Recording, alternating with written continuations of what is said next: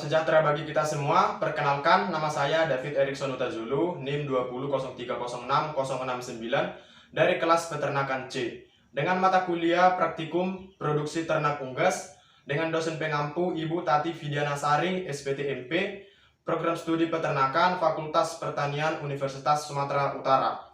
Pada video kali ini saya akan menjelaskan tentang anatomi dan fisiologi ternak unggas. Dengan sampel yang saya gunakan adalah ayam dengan nama latin Gallus gallus domesticus. Baiklah, pada bagian pertama saya akan menjelaskan tentang anatomi ternak unggas, yaitu ayam secara eksternal atau bagian luar. Terdiri dari 6 bagian. Yang pertama itu ada caput atau bagian kepala. Yang kedua ada kolum, bagian leher. Yang ketiga ada trunkus, bagian badan. Yang keempat ada ekstremitas anterior, bagian sayap. Yang kelima ada ekstremitas posterior, yaitu bagian kaki. Dan yang terakhir ada caudal, itu bagian ekor. Baiklah, saya akan menjelaskan bagian-bagian yang terdapat pada caput atau pada bagian kepala. Yang pertama itu ada rostrum, yaitu paruh, terdiri dari maksila paruh atas dan mandibula paruh bagian bawah. Yang kedua ada cavum oris, yaitu bagian mulut. Yang ketiga ada nares, yaitu bagian hidung di atas rostrum. Selanjutnya ada sera, yaitu bagian jengger. Ada organon visus, itu pada bagian mata. Dan porus acousticus externus, itu pada bagian lubang telinga.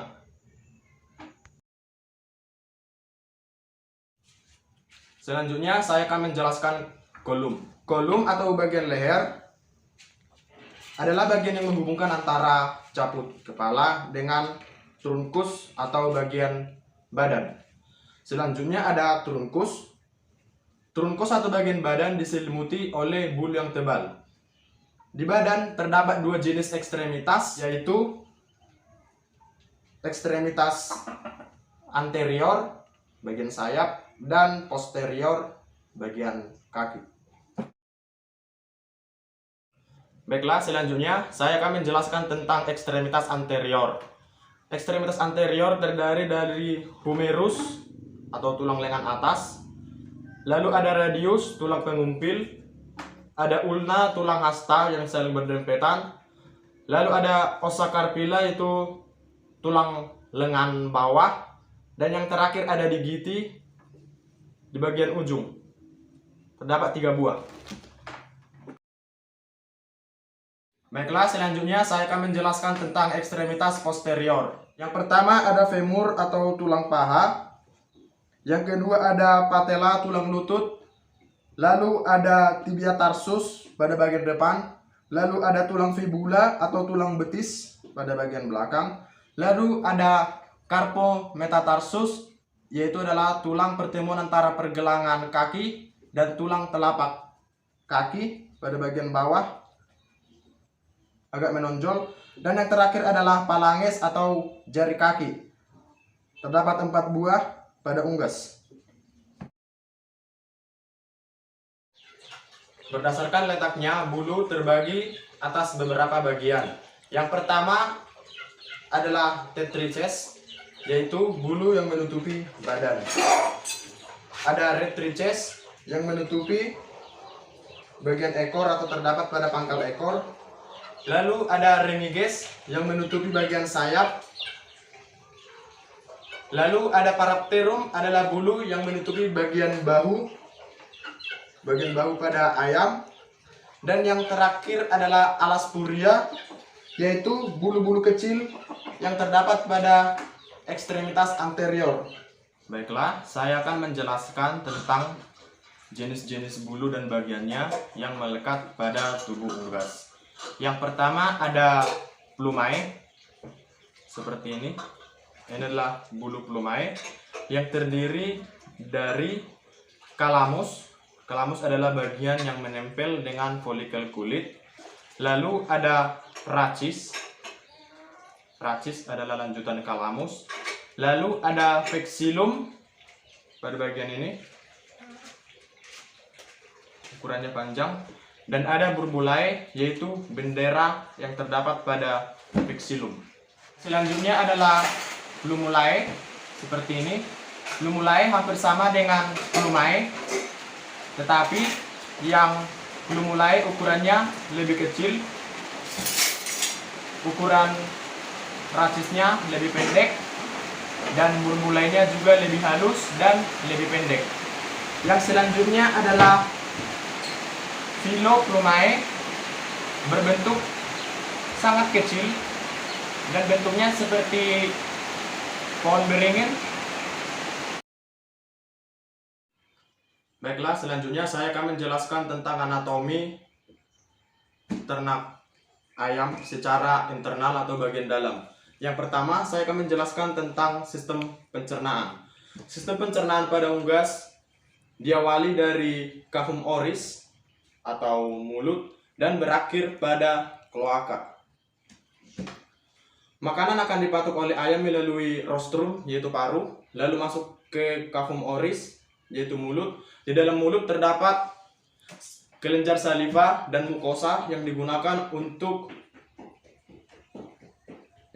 sebagai pelumas pada makanan tersebut untuk memudahkan masuk ke dalam esofagus.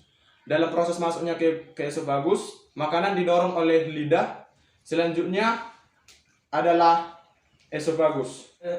Dinding esofagus terdapat lendir yang berguna untuk mempercepat atau mempermudah lewatnya makanan menuju tembolok atau crop. Di dalam esofagus terdapat gerakan yang namanya peristaltik, yaitu gerakan mendorong supaya makanan yang melaluinya bisa dengan mudah masuk ke dalam tembolok. Yang selanjutnya adalah crop. Ini adalah bagian crop atau sebagai tempat penyimpanan makanan sementara. Di dalam crop terdapat juga mukosa yang akan menghasilkan getah, yang getah ini berfungsi untuk menghaluskan makanan. Di dalam crop terdapat makanan, bahan makanan, tetapi bentuknya masih sama seperti awal masuk makanan dari cavum oris tadi. Bisa kita lihat ukurannya masih kasar, masih sama persis. Lalu dari tembolok makanan akan disalurkan ke proventriculus. Baiklah, selanjutnya adalah proventriculus. Proventriculus atau disebut juga dengan lambung kelenjar merupakan perut sejati dari ayam. Terjadi pencernaan secara enzimatis pada ventriculus. Dinding proventriculus mensekresikan asam klorida, pepsin, dan juga getah lambung yang digunakan untuk mencerna protein. Selanjutnya ini adalah ampela atau gizzard. Di dalam gizzard terdapat grit ataupun pasir-pasir halus yang biasa dikonsumsi oleh ayam. Di dalam gizzard terjadi pencernaan secara mekanik, yaitu dengan bantuan grit tadi yang digunakan untuk menggiling makanan. Di dalam gizzard juga terdapat otot-otot yang saling berkontraksi, yang tujuannya untuk memproses dan untuk menghancurkan makanan yang ada di dalamnya. Jika kita potong, ini adalah isi dari gizzard. Jika kita bandingkan dengan isi dari crop atau tembolok, ukurannya atau bentuk makanan itu sudah lebih halus ketika sudah berada di gizzard. Dapat dilihat. Baiklah, selanjutnya adalah usus. Usus terbagi menjadi dua. Yang pertama intestinum tenue atau usus halus, dan selanjutnya adalah intestinum crassum atau usus besar. Intestinum tenue atau usus halus terbagi menjadi tiga. Yang pertama adalah duodenum. Ini adalah duodenum. Berbentuk seperti huruf U, dan di tengah-tengahnya ada pankreas sebagai sumber enzim. Batas dari duodenum adalah pada bagian ini. Di duodenum terjadi sekresi enzim pankreatik, yaitu enzim amilase, lipase, dan juga tripsin. Protein akan dipecah menjadi asam amino oleh enzim pepsin.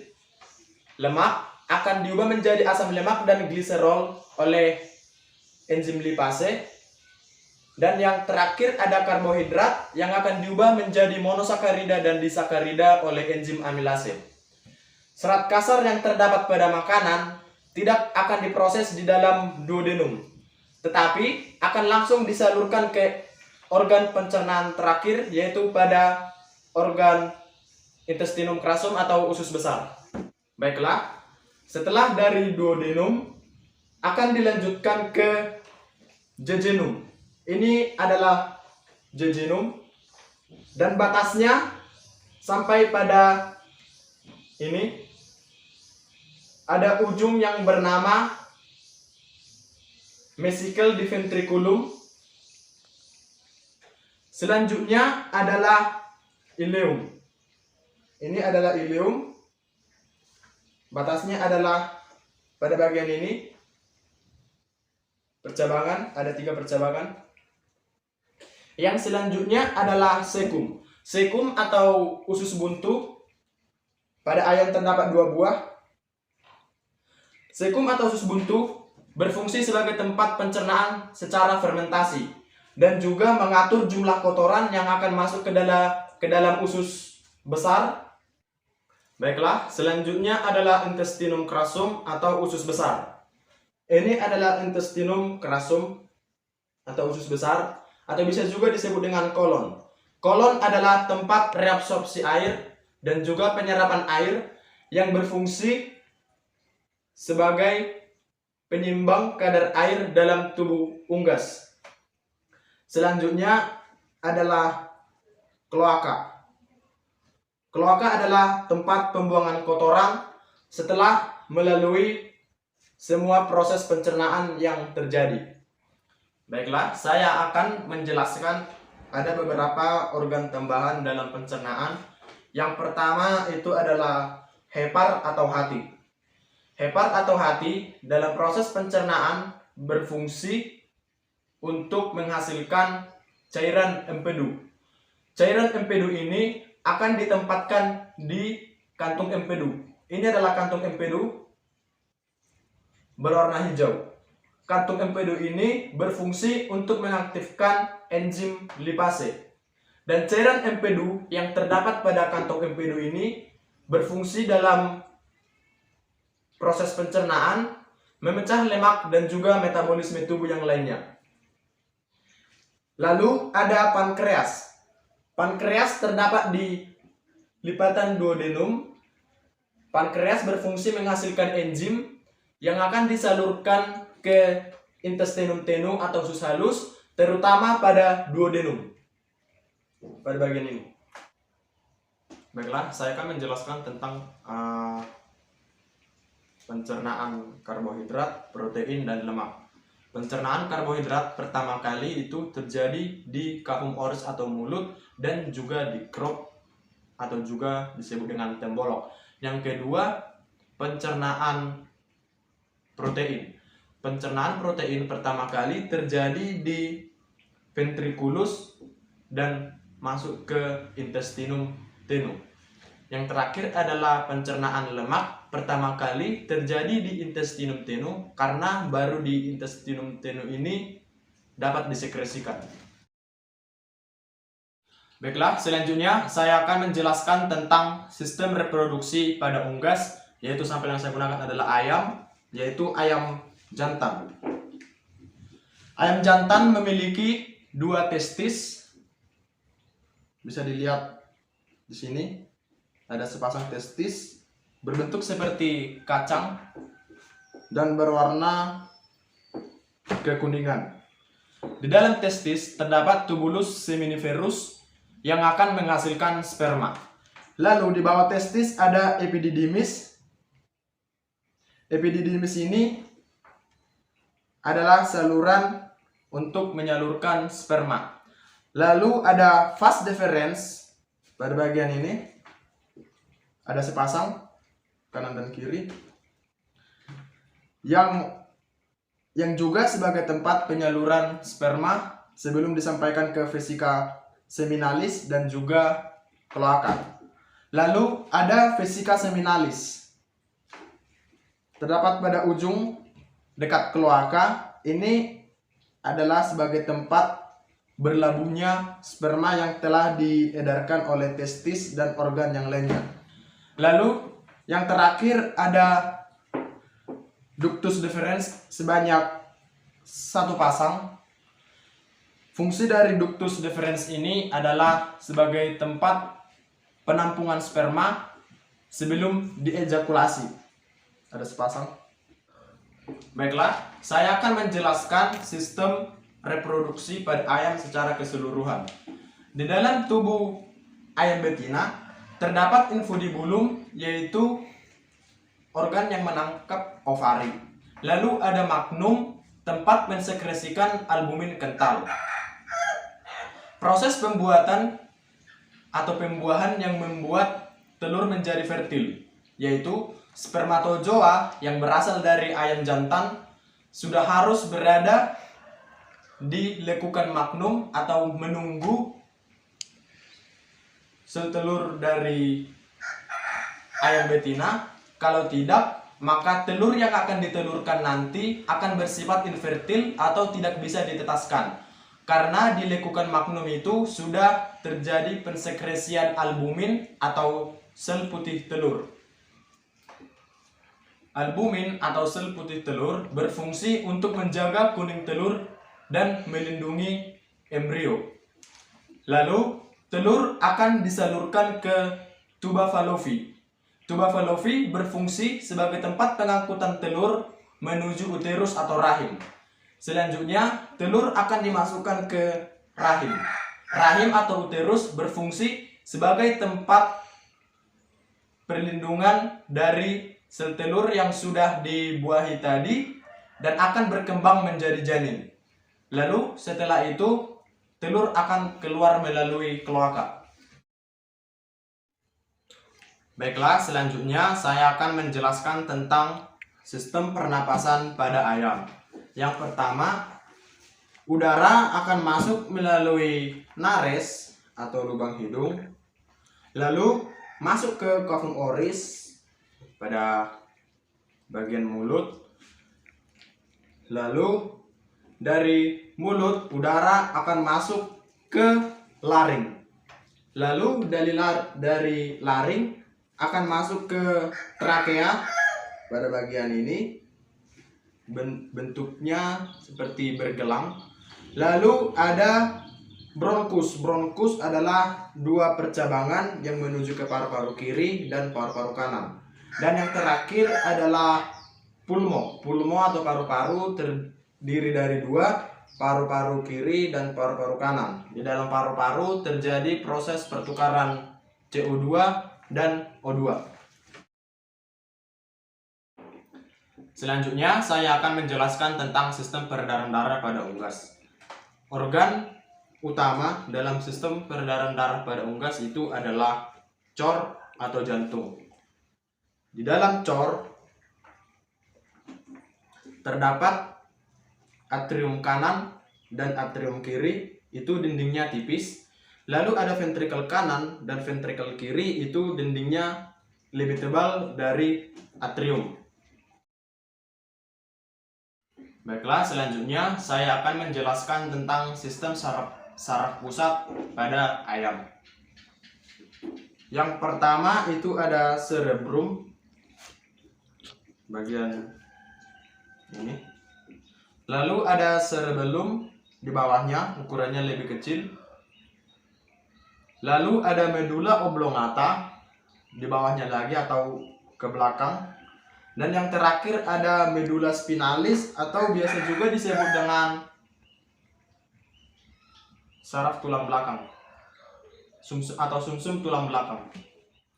Baiklah, demikian video yang dapat saya sampaikan pada hari ini. Semoga bermanfaat, dan jika ada kekurangan ataupun kesalahan dalam penyampaian materi, dan jika saya ada salah-salah kata mohon dimaafkan dan saya ucapkan terima kasih.